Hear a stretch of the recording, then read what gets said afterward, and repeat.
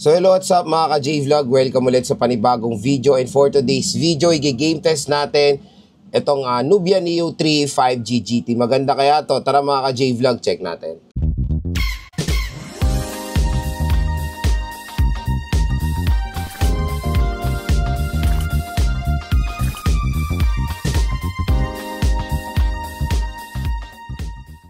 So first na lalaruin natin is ML, ito ating settings.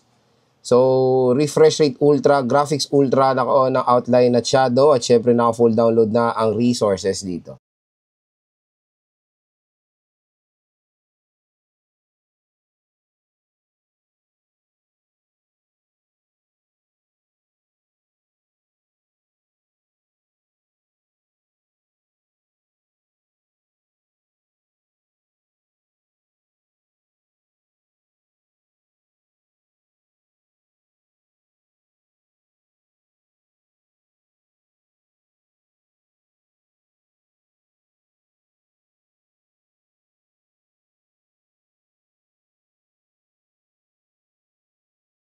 So pagdating sa Mobile Legends, ayan, tingnan nyo naman 120 FPS ang napoprovide netong Nubia Neo 3 5G GT.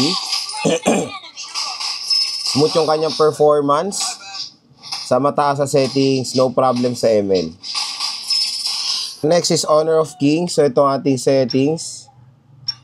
So FPS high, resolution ultra.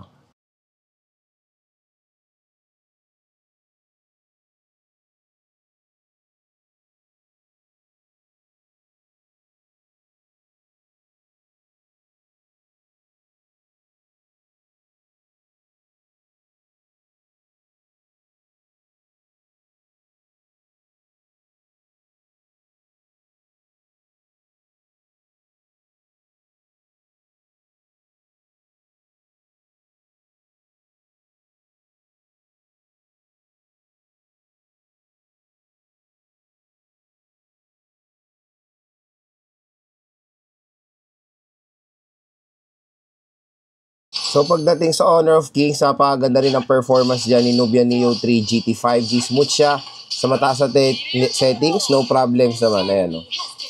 Ganda ng movement and all kahit nakikipag-battle tayo. Playable na playable siya. So next naman is COD. Ito yung settings natin, both multiplayer at Battle Royale. So graphics natin medium at ang frame rate natin nasa high.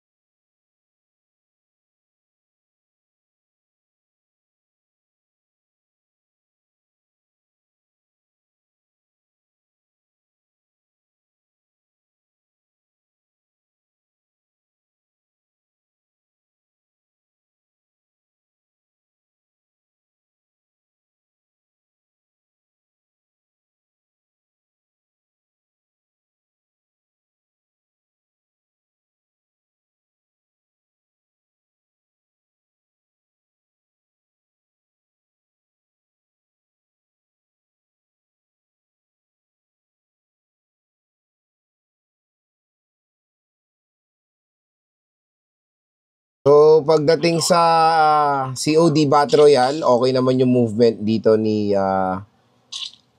Nubia Neo 3 GT 5G. So, nakikita natin sa FPS, ang pinakasagad lang na na-offer niya is 40 FPS. When it comes sa movement and all, okay naman.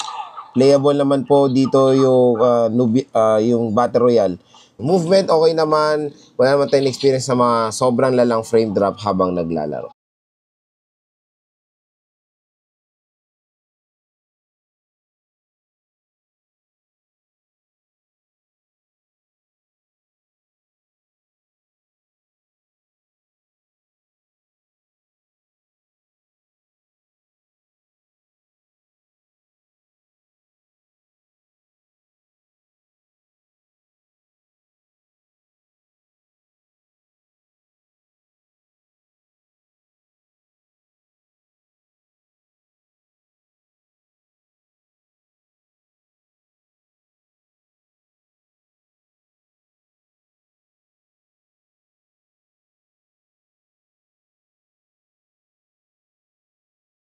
So pagdating sa multiplayer, napakaganda ng performance dyan. Siyempre mas light yung load nito compare sa Battle Royale.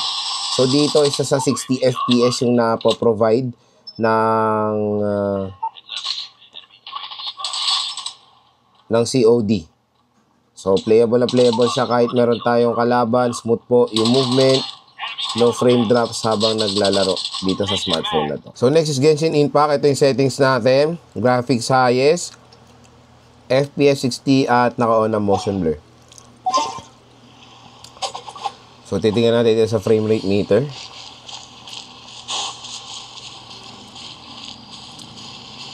So far, habang nag-move tayo, mayroon tayong mga frame drops at ayan, 25 FPS, 26. Even though nakaset siya sa 30, ay sa 60. Naka-on yung motion blur nito Try natin makipag-battle.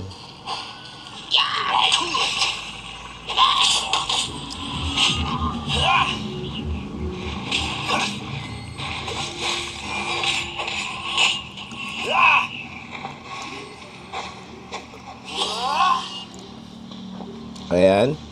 So, yung nag-ring siya sa hindi siya lumalagpas ng 40. When it comes sa Genshin, nakaset siya sa 60 dito. May mga frame drops from time to time. Pero nakakalaro naman kayo. So, i-off natin naman yung motion blur. Tingnan lang natin kung may pagkakaiba. Mataas pa rin yung settings. Off natin yung motion blur. Ayan, check natin. So, same pa rin. Movement and all. Ayan. Nakakagalaw naman tayo. Playable naman ng Genshin. Hindi naman siya, nakaka-experience sa mga sobrang lalang frame drops habang naglalaro. Kung naghanap kayo ng device sa kayang Genshin na meron ding specific na game space para sa inyo, consider nyo na rin itong Nubia Neo 3 GT 5G. So, okay naman siya pang Genshin, pero pag matagalan na expect nyo na talaga siya mag-overheat from time to time. Ayan, tulad dito, hindi tayo naka-aircon, medyo hindi malamig yung temperature natin, umiinit na yung smartphone banda dito sa joystick. Pero overall, playable naman po ang Genshin sa high setting sa Nubia Neo 3 GT 5G. So yun mga ka-J-Vlog, ang game test natin dito sa Nubia Neo 3 GT 5G.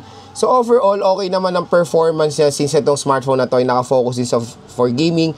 Malaking tulong din yung game space. So even though ibang mga consumers hindi i-prefer ang Unisoc chipset, lalo na sa mid-range category, pero so far, kaya naman po ng Unisoc chipset yung yung ating game test. Nakapaglaro naman tayo dito at lahat naman ng games na tinest natin nakaset sa high setting. So kung naghanap kayo ng isang smartphone na more on focus niya sa gaming, maganda rin i-consider ang Nubia Neo 3 GT 5G.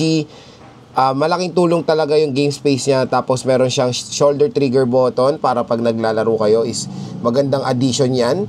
So pwede nyo i-customize yan mismo sa mismong game pag naka-open kayo ng game.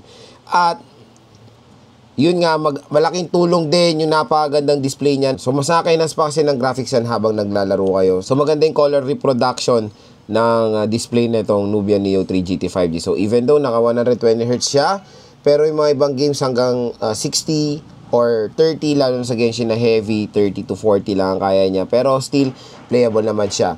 Maganda rin yung speakers nito, dual sear speakers, good for gaming, at maganda na rin yung RAM niya, 12GB of RAM at 256GB of internal storage. So kung interested kayo dito sa Nubia Neo 3 GT 5G, again, yung link nito nandito sa gilid ng ating video, at i-check nyo na rin ito sa description box, add to cart nyo na kung gusto nyo ng isang mid-range smartphone na okay rin for gaming at merong RGB lighting sa likod.